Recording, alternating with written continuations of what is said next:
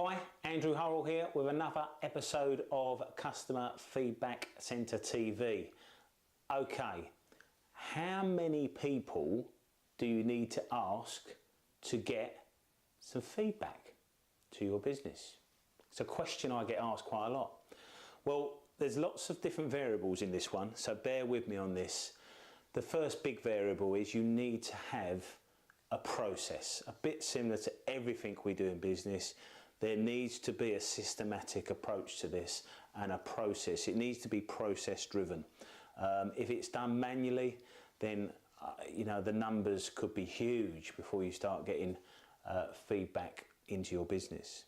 If it's done for a process, then the variance there is, is the process smooth? Do people have to click too many times before they can leave you feedback? Do they have to log in to leave you feedback? All of these things will affect it. So in answer to the question, I'm only going to base it on our experience, which is what we're getting from our clients, if you like, and the stats that we get back from the processes we put in place with them.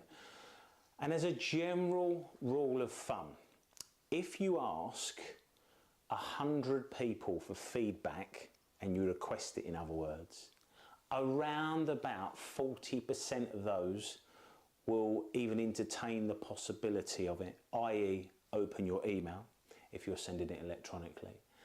And then from that 40%, there will be a fairly as a general rule of thumb, it's fairly small, but we've found our figures sort of edge the boat a little bit, really. It's around about 20 to 30%, which is astonishing.